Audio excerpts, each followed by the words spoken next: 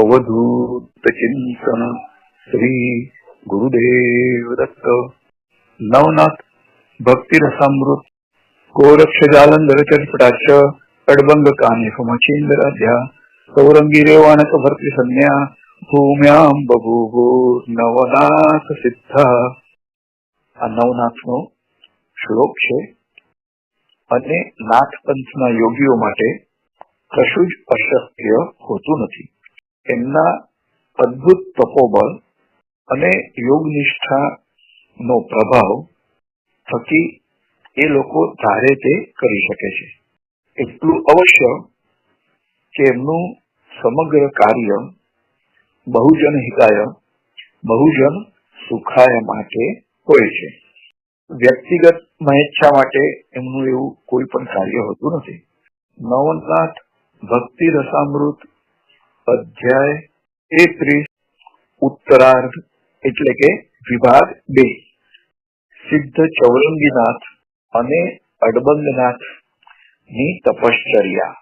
પ્રયાગ તીર્થના રાજા ત્રિવિક્રમ પરમ હિતેચ્છી અને પરોપકારી જેવા રાજવીની પૃથ્વી પર હજુ પણ જરૂર છે, એટલે જ એમના મૃતદેહમાં પ્રવેશ કરીને સમર્થ ગુરુ મત્સ્યેન્દ્રનાથે એમના દેહના માધ્યમથી પરમાર્થ કાર્ય ચાલુ રાખ્યું છે।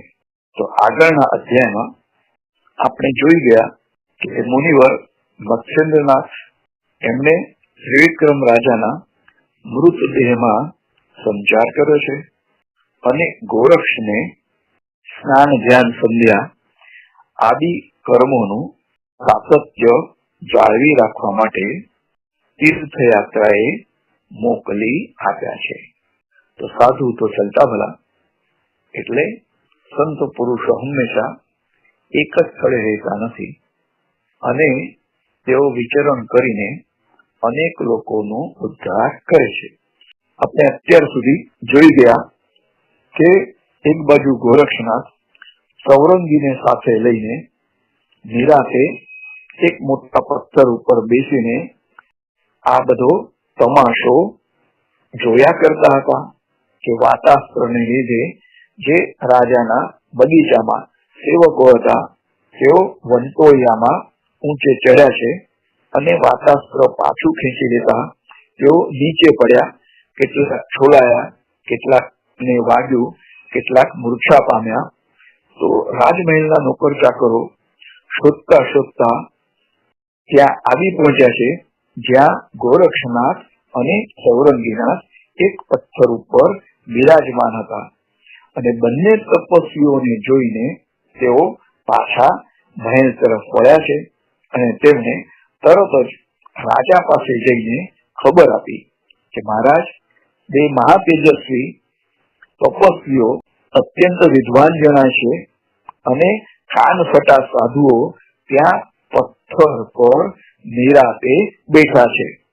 તો એમને અને આ વંટોળિયાને કઈક સ્નાન સૂતક સંબંધ નથી, એ રીતથી તેઓ બેફિકરાઈથી બેઠા છે, તો કદાચ એમની જ આ કરણી હોઈ શકે।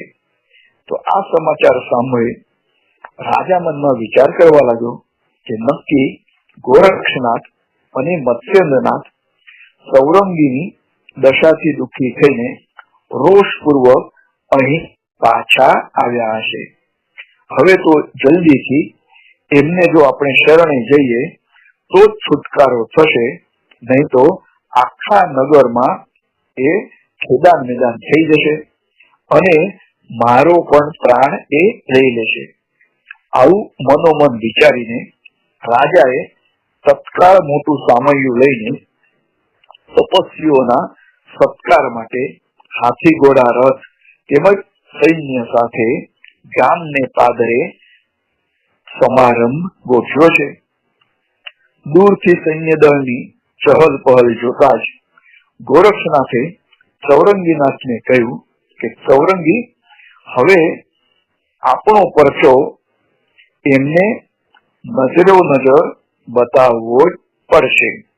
તો ગોરક્ષનાથની આવી આજ્ઞા સાંભળીને સૌરંગીનાથે અવશ્ય કહીને તરત જ ભસ્મની ચપટી ભરી વાતાસ્ત્રનું સ્મરણ કર્યું અને કરતા કરતા રાજાના શિબિર પર ફેંક્યું છે.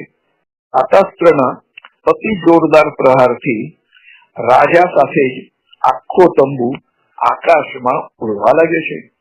હાથી ઘોડા રથ અને સિંહાસન વગેરે વાતાસ્ત્રના પ્રપાતની સાથે જ જમીન પર પટકાઈ પડ્યા છે અને આખો તંબુ આકાશમાં આમ તેમ અથડાઈ રહ્યો છે.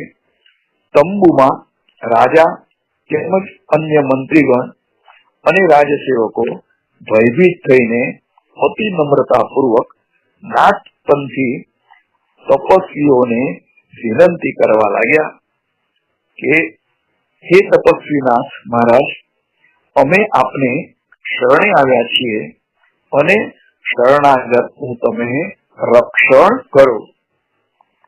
રાજા અને તેની મંડળીની આર્તવાણી સાંભળીને ગોરક્ષનાથ મરક મરક હસી રહ્યા છે અને ચૌરંગીનાથને તેઓ કહેવા લાગ્યા કે વત્સો, આખા તંબુ સહિત રાજાને હવે નીચે તું ઉતાર.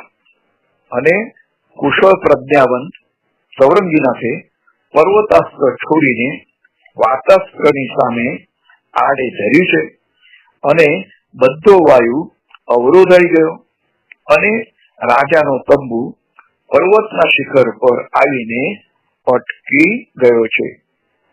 તો આ જોઈને ચૌરંગીનાથે પોતાના બે હાથ શિખર તરફ ઊંચા કરીને કહ્યું કે રાજા સહિત આખો તંબુ નીચે ઉતરે. અને તરત જ લાવ લશ્કર, મંત્રીઓ, સેવકો અને રાજા સહિત આખો તંબુ પર્વતના તળેટીમાં નીચે ઉતરી આવ્યો છે. તો રાજા શશાંકર ભયભીત ચહેરે તંબુની બહાર નીકળ્યો છે. ત્યારે ગોરક્ષનાથે ચૌરંગીનાથને કહ્યું કે હે વત્સ, તારા પિતાને તું નમસ્કાર કર, જેથી એના ચિત્તને હવે સંતોષ થાય. તો આ સાંભળતા જ ચૌરંગીનાથે દોડીને પોતાના પિતાના પગ પકડી લીધા છે અને કહેવા લાગ્યો કે હે પિતાશ્રી, હું આપનો પુત્ર છું, મારા પર તમે કૃપા દ્રષ્ટિ રાખો. તો ચૌરંગીનાથના આવા ભાવભીના વચનો સાંભળીને રાજા શશાંકર ગદગદિત થઈ ગયો. પુત્ર ચૌરંગીને ઉભો કરી છાતી સરસો ચાપ્યો છે. આ એ જ પુત્ર છે કે જેને રાણીના કહેવાથી એના હાથ અને પગ બંને તેને કપાવી નાખ્યા હતા અને એવી અવસ્થામાં ગોરક્ષનાથ અને મચ્છિન્દ્રનાથ આ કૌંડિન્યપુરથી આ ચૌરંગીને લઈ ગયા હતા. પરંતુ અત્યારે તો એ સર્વ અંગ ઉપાંગો સહિતનો અને સુંદર તપસ્વી સ્વરૂપ એમણે પોતાના પુત્રનું જોયું છે અને અત્યંત આદર અને પ્રેમપૂર્વક તેને ગોરક્ષનાથના ખોળામાં મૂક્યો છે. પછી ગોરક્ષનાથે ચૌરંગીનાથને ગાઢ આલિંગન આપીને માથે હાથ ફેરવ્યો છે અને રાજાને કહ્યું કે હે રાજન, જોયો તારા પુત્રનો પ્રતાપ? એટલે રાજા અત્યંત ભાવ વિભોર થઈ ગયો અને એને બે હાથ જોડીને ગોરક્ષનાથને કહ્યું કે હે મહારાજ, તમારા જેવી માં એને મળી ગઈ છે, પછી શી વાતની કમી હોય? ત્યાર પછી ચૌરંગીનાથે વજ્રાસ્ત્રનું આયોજન કરીને તે પર્વતરાજને ચૂરેચૂરા કરી અદ્રશ્ય કરી દીધા છે. શશાંકર આ બધું જોઈને અત્યંત પ્રભાવિત થઈ ગયા અને એણે ગોરક્ષનાથને કહ્યું કે હે મુનિવર, હું આપને માટે પાલખી મોકલાવું છું, તમે રાજમહેલમાં પધારો. આ સાંભળીને ચૌરંગીનાથે રોકડું પરખાવ્યું કે અમે તમારા મહેલમાં નહીં આવીએ. ત્યાં મારી કુટીલ સાવકી માતા છે, જેના કૂડ કપટના પ્રભાવે મારા હાથ પગ બંને કાપવામાં આવ્યા હતા. પછી એને માંડીને બધી વાત રાજાને કરી છે અને એ સાંભળીને રાજા એકદમ કોપાયમાન થઈ ગયો અને બરાડો પાડીને સેવકોને કહ્યું કે રાણીને હાલ ને હાલ મારતા મારતા અહીં લઈ આવો. તો પિતાના ક્રોધાતુર વચનો સાંભળીને સૌરંગીનાથ બોલ્યા છે કે હે તાપશ્રી, આપનું વચન એ જ શિક્ષાનું પ્રમાણ છે. તમારી કીર્તિ સારી સૃષ્ટિમાં ફેલાયેલી છે, માટે તમે જાહેરમાં રાણીને શિક્ષા કરો તો એ યોગ્ય નથી. કૃપા કરીને મહેલમાં જઈને પછી યોગ્ય લાગે તે શિક્ષા કરજો. પછી રાજા પાલખીમાં બેસીને રાજમહેલમાં ગયા છે અને રાણીવાસમાં જઈને તરત જ પગમાંની મોજડી એટલે કે પાદત્રાણ કાઢીને રાણી ભુજાવતીને સખત મારવા લાગ્યા છે. જા, નીકળ અહીંથી. ઉલટા 12 વર્ષો સુધી તપ કરીને શિવજી પ્રસન્ન કર્યા અને તેમના પ્રતાપે જે પુત્ર રૂપી ફળ મળ્યું તેની સાથે તે આવો નીચ અને હલકટ ભર્યો વ્યવહાર કર્યો. તારું મોઢું અહીંથી બહાર. આમ કહીને રાજાએ સેવકોને આજ્ઞા કરી કે આ કુલટા રાણીને રાજ્યની સીમા બહાર મૂકી આવો. પછી તો બંને નાથ મહારાજોને અત્યંત આદરપૂર્વક મહેલમાં પધરામણી કરવામાં આવી અને તેમની ષોડશોપચારે પૂજા પણ કરવામાં આવી.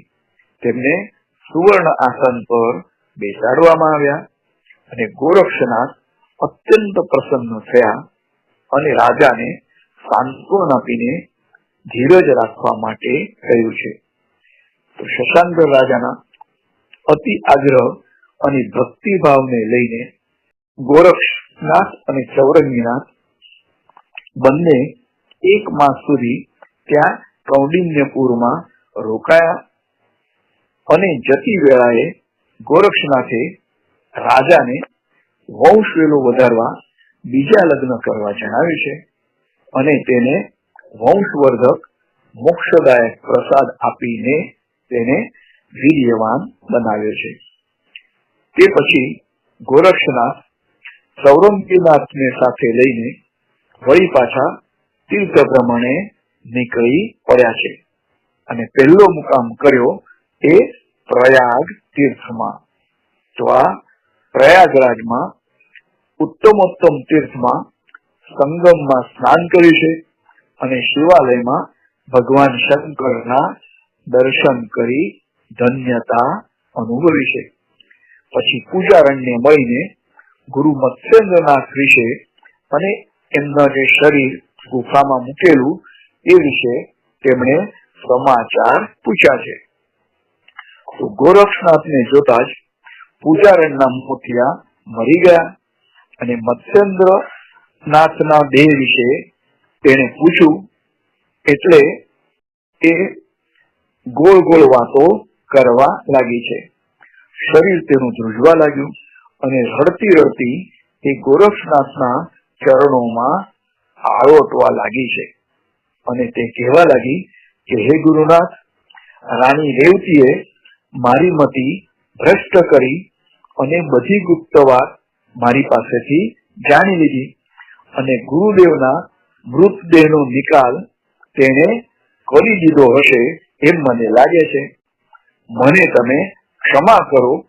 અને પૂજારણની વાત સાંભળીને ગોરક્ષ મુનિ અત્યંત વિહ્વળ થઈ ગયા છે અને પછી એકાંત ગુપ્ત આવાસ ઉઘાડીને જોયું તો અંદર ગુરુનો મૃતદેહ દેખાયો નહીં. ગોરક્ષની આંખોમાં અશ્રુ ઉભરાયા અને ગદગદ કંઠે એ બોલી ઉઠ્યા કે હે ગુરુદેવ, મારી માયા તમે છોડી દીધી. હવે મને તમારા દર્શન ક્યારે થશે? આમ કહીને ધરતી પર શરીર પછાડીને આળોટવા લાગ્યા છે. તો પૂજારણ ત્યાં જ ઉભી હતી અને તેણે ગોરક્ષનાથને શાંત થવા માટે વિનંતી કરી છે અને કહ્યું કે મહારાજ, તમે ધીરજ ધરો અને હું રાજમહેલમાં જઈને રાણીને પૂછી રહું છું કે મત્સ્યેન્દ્રનાથના દેહનું તેણે શું કર્યું છે. આમ કહીને પૂજારણ તરત જ રાજમહેલમાં જઈને રાણી રેવતીને મળી છે. તેને જોતા જ રેવતીએ એના આગમનનું કારણ પૂછ્યું છે. તો પૂજારણે માંડીને બધી વાત કહી અને સમજાવ્યું કે ગોરક્ષનાથ જે મત્સ્યેન્દ્રનાથનો શિષ્ય છે એ હવે અહીંયા આવી પહોંચ્યો છે અને હવે 12 વર્ષની અવધિ પણ પૂરી થવા આવી છે. તો મત્સ્યેન્દ્રનાથનો આત્મા રાજાના દેહમાંથી નીકળી જશે અને તું ફરી પાછું વૈધવ્ય ભોગવીશ. તો આ સાંભળીને રાણી લુચ્ચું હસીને કહેવા લાગી કે તેને તું બિલકુલ ફિકર કરીશ નહીં. મત્સ્યેન્દ્રનાથના દેહના તો મેં ટુકડે ટુકડા કરી નાખ્યા છે અને એ બધા જંગલમાં વિખેરી દીધા છે. અને આ વાત સાંભળતા જ પૂજારણ થરથર કાપવા લાગી અને પાછી ગોરક્ષનાથ પાસે આવી છે અને ગોરક્ષનાથને રેવતીએ કહેલી બધી વાત કહી સંભળાવી છે. ગોરક્ષનાથનું રૌદ્ર રૂપ જોઈને પૂજારણ એમના પગમાં પડી છે અને ગોરક્ષે એને ઝાટકી નાખી છે. પૂજારણ ત્યાંથી ભાગી છૂટી. પછી તો ગોરક્ષનાથે સૌરંગીનાથને પાસે બોલાવીને કહ્યું કે હે વત્સ, હું મારો દેહ અહીંયા મૂકીને વિશ્વ પરિભ્રમણ માટે જાઉં છું અને અહીંની રાણી રેવતી બહુ ચતુર અને કુટિલ છે, માટે હોશિયાર રહેજે અને મારા ગુરુ મત્સ્યેન્દ્રનાથના દેહના એને ટુકડે ટુકડા કરીને જંગલમાં વિખેરી દીધા છે. તો મારા શરીરની પણ એવી અવસ્થા ન કરે એને તું જોજે. હું સમસ્ત બ્રહ્માંડમાં સૂર્યલોક, વરુણલોક, ઇન્દ્રલોક અને વૈકુંઠ, કૈલાસ બધે ઠેકાણે ફરી આવું છું અને મારા ગુરુદેવ મત્સ્યેન્દ્રનાથ છે એમનું જે ભૌતિક શરીર છે તો એ ક્યાં મુકાયેલું છે એ જોવા માટે હું યાત્રા કરી આવું. પરંતુ મારા દેહનું તું રક્ષણ કરજે. અને મેં જે પૂજારણમાં ખોટો વિશ્વાસ બતાવ્યો હતો તો પૂજારણે એ બધી હકીકત રેવતી રાણીને કહી અને રેવતી રાણીએ મારા ગુરુદેવના શરીરના ટુકડે ટુકડા કર્યા.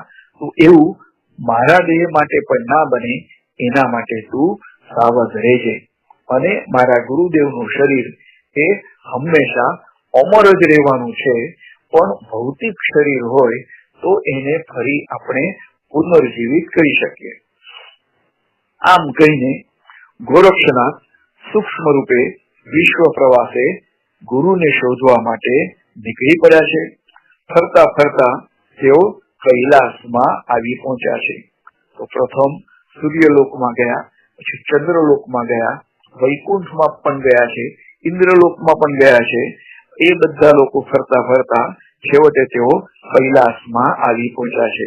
તો ત્યાં આવીને તેમણે જોયું તો વીરભદ્ર જે શંકર ભગવાનનો પુત્ર કે અનુચર પણ કહેવાય છે અને ચામુંડા માતા અને એમના ગણો દ્વારા મત્સ્યેન્દ્રનાથના મૃતદેહનું રક્ષણ કરવામાં આવતું હતું.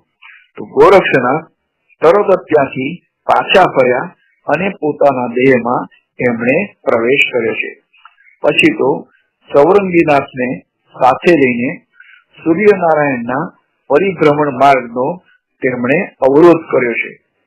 તો ભાસ્કરે માર્ગ રોકવાનું કારણ પૂછ્યું ત્યારે ગોરક્ષનાથે કહ્યું કે તમે કૃપા કરીને વીરભદ્રને સમજાવો અને મારા ગુરુ મત્સ્યેન્દ્રનાથનો જે મૃતદેહ છે એ મને પાછો અપાવો, અથવા એ જો પાછો ન આપે તો મારી સાથે લડવા માટે એને બોલાવી લાવો. તો સૂર્યનારાયણ ભગવાને તરત જ વીરભદ્ર પાસે જઈને કહ્યું કે કેમ રે વીરભદ્ર, અલ્યા આ શું તે ખેલ માંડ્યો છે? મત્સ્યનાથનો દેહ એ ગોરક્ષને તું આપી દે. ત્યારે વીરભદ્રે તુચ્છકારથી સૂર્ય ભગવાનને કહ્યું કે અમે કઈ એ મૃતદેહ ગોરક્ષને આપવાનો નથી, એ તો અમારું ભક્ષ્ય છે અને એ ખાઈને અમે તૃપ્ત થઈશું. ત્યારે સૂર્યનારાયણે રોષથી કહ્યું કે અરે મૂર્ખ, શા માટે ખોટી ભ્રમણામાં રાખે છે? ગોરક્ષ હમણાં જ આખા ત્રિલોકને હલાવી નાખશે અને પછી આ કૈલાસ અને ઉમા સહિત કૈલાસપતિ પણ ગબડવા લાગશે. નહીં માને તો જા, લડ તેની સાથે અને કર મોતને વાલું. તો વીરભદ્રે અટ્ટહાસ્ય કરીને પોતાના દળને સાબદું કર્યું અને તે જ ઘડીએ અષ્ટભૈરવો નીકળી પડ્યા છે. ગોરક્ષનાથ તેમજ ચૌરંગીનાથને ઘેરો ઘાલીને ચૌરંગીનાથે બધા દાનવોની મદદે આવવા માટે લલકાર્યા છે.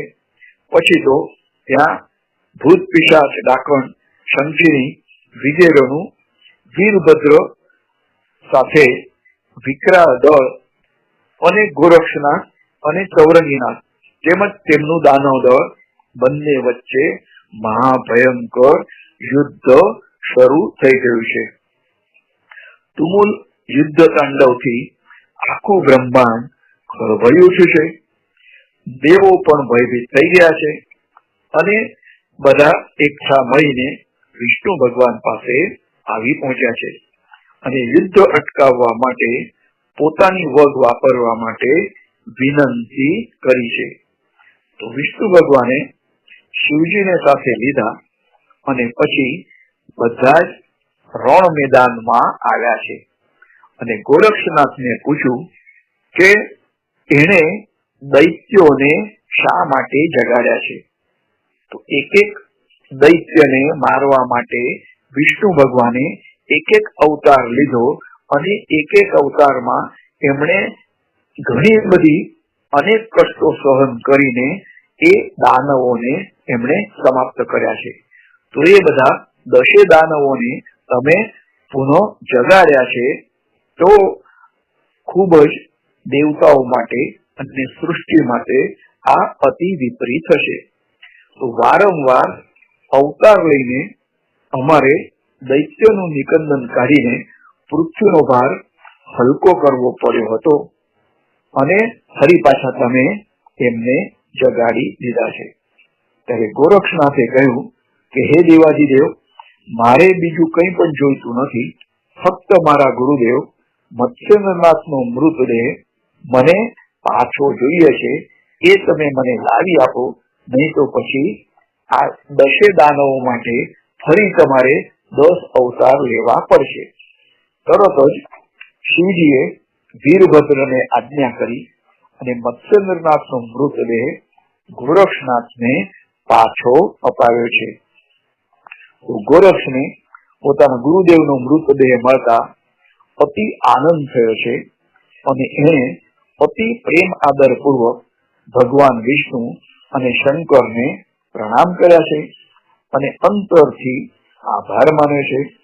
પછી તરત જ અગ્ન્યાસ્ત્ર પ્રેરીને ભસ્મ ફેંકી બધા જ દૈત્યો, ભૈરવો અને વીરભદ્ર એક ક્ષણે નાશ પામ્યા છે. તો નાગપંચના અદભુત સામર્થ્યનું દર્શન પણ કરાવ્યું છે. પરંતુ પોતાના પ્રિય વીરભદ્ર અને ભૈરવ આદિ દૈત્ય ગણો સાથે વિનાશ પામ્યા છે એ જોઈને આદિનાથ શંકર ભગવાન અતિ દુઃખી થઈ ગયા છે. અને આગળ પછી શું થયું એ આપણે હવે આવતા પ્રવચનમાં શ્રવણ કરીશું. આ 33મો અધ્યાય છે. તો આ અધ્યાય જે કોઈ ગાય વાંચે અથવા શ્રવણ કરે તો તેના પર ગોરક્ષનાથ, ચૌરંગીનાથ, મત્સ્યેન્દ્રનાથની કૃપા ઉતરશે અને ધનુર્વા જે ટીટેનસ રોગ કહીએ છીએ તો એની અસર નષ્ટ થશે. જેમને ધનુર્વા થયો હોય તેમજ બધા જ પ્રકારના વાત વ્યાધિનું પણ નિવારણ થશે. નવનાથ ભક્તિ રસામૃત અધ્યાય 33 અને ઉત્તરાર્ધ એટલે કે ભાગ 2 અહીં સમાપ્ત થાય છે. ગોરક્ષ જાલંધર ચરપટાશ્ય અડબંધકાની સમચ્છિંદરાધ્યા સૌરંગી રેવાણક ભર્તૃસન્યા ભૂમ્યામ બહુભૂર નવનાથ સિદ્ધા અવધૂત ચિંતન શ્રી ગુરુદેવ દત્ત. ગુજરાતમાં આવેલા બિલીમોરા નગરમાં જે નાથ પંથનું કેન્દ્ર સાને દાદા એમની સંસ્થા દ્વારા જે નવનાથ ભક્તિ રસામૃત ગ્રંથ બહાર પડ્યો છે તો તેનો 33મો અધ્યાય અહીં આપણે શ્રવણ કર્યો છે.